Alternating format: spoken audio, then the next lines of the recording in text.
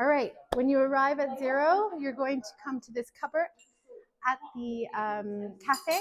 They'll have the key if it's not in the thing. It's the key with GRS on it, in case someone doesn't know what it is. And you're going to open this cupboard up. And then you're going to use your phone and scan the big QR code to fill out your form with your email, your name, your testing location, if it's an existing, or put other if it's a new one, and then which test kit are you using. So have a look at the kit and you'll see this one is kit number 7. So I will say that I am taking out kit number 7. And then you're just going to submit that form. Before you go, you're going to open it up and confirm that everything is in there. There should be a little contents sheet here for you to confirm. We're putting 2 buckets in, so you should have 2 buckets in there. You're going to look in the front pocket and make sure that there's some gloves and some Whirlpacks. If you have big hands, we highly recommend you grab some large or extra large gloves. The gloves that we're providing here are mediums, and if you have big hands, they're going to be too tight. So we're going to have the 6 Whirlpacks and the gloves in your front pocket. You're going to have a thermometer in your bucket, a Sharpie pen for you to record the location and details when you're out, a reacher stick, which is underneath here. You can see that there. And then you're going to have a freezer block and a little towel.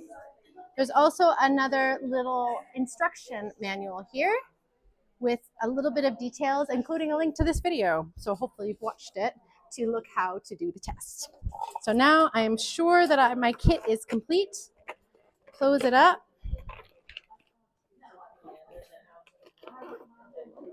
When I get home, I'm going to put my ice pack in my freezer, and then at the morning of my testing, I'm going to take it out and put it back in my kit. We need to make sure that our kit remains around 10 degrees or lower, just to make sure that our samples are good. We've arrived at our testing spot here. Just a note on safety: always test with a friend. When in doubt, do not test if you feel unsafe at any point.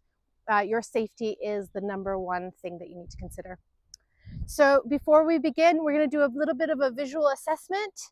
If you have the notepad, you can fill out the observational details, things like smell, the color of the water. Noting all that is really important to understanding the context of your test. All right, so I'm going to head down.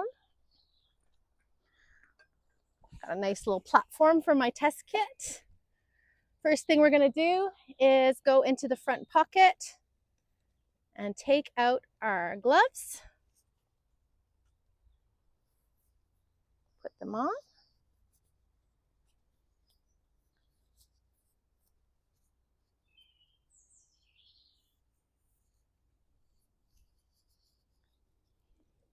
Then open your kit. Get your marker out and get out one of your Whirlpack bags. Before we begin, we're going to fill out where we are, the time and date.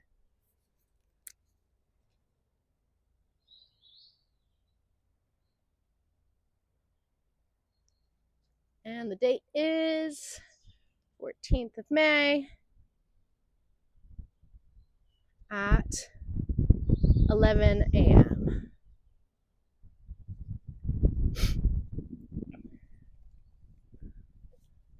Depending on where you're testing, if you are swimming that day, you can take the test from the middle of the channel, about 15 centimeters below the surface. Now you want to be sure that you're facing with the current coming towards you so that your feet aren't kicking up anything. And then always wear your gloves. Now, in most cases, you might be sampling from shore, and we're going to reach out as far as we can into the water. So to do that, first we're going to remove this top bit. And it's really important you take everything with you And it's also really important, oh, sticking, that this remains sterile inside the bag. So you don't want to put your fingers in even with your gloves on. So there are these two little tabs here that we can pull, and there's a little wire in there that pulls that open. So if I was going in swimming, I would go in now, and the river is going this way, and I would take my sample in front of me like this, filling up to the 4-ounce line. Now I'm not going swimming today, so we're going to look at the second method. You're going to notice that you have this reacher stick in here. Make sure that they're nice and secure. I'm going to put my pack in here, like so, and then I'm going to wrap the cord around, and then same with the other side, keeping it as open as I can. Make sure that's nice and secure.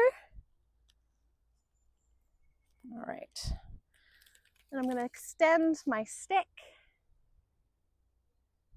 nice and open, and I'm going to reach out as far as I can, aiming to get about 15 centimeters below the surface, or as deep as you can without disturbing the bottom. So reaching out, you can see, easy as that. So I have a little bit more than the 4-ounce line. I'm going to pour a little bit out because I really do need a little bit of an air pocket. A little bit above and below the 4-ounce line is okay. Our actual sample will be 100 mils, but we ask you to get to the 4-ounce so that we have a little bit extra. Go ahead and use your little bucket as a stand. You put that in there to help you balance it while you're taking your reacher stick off.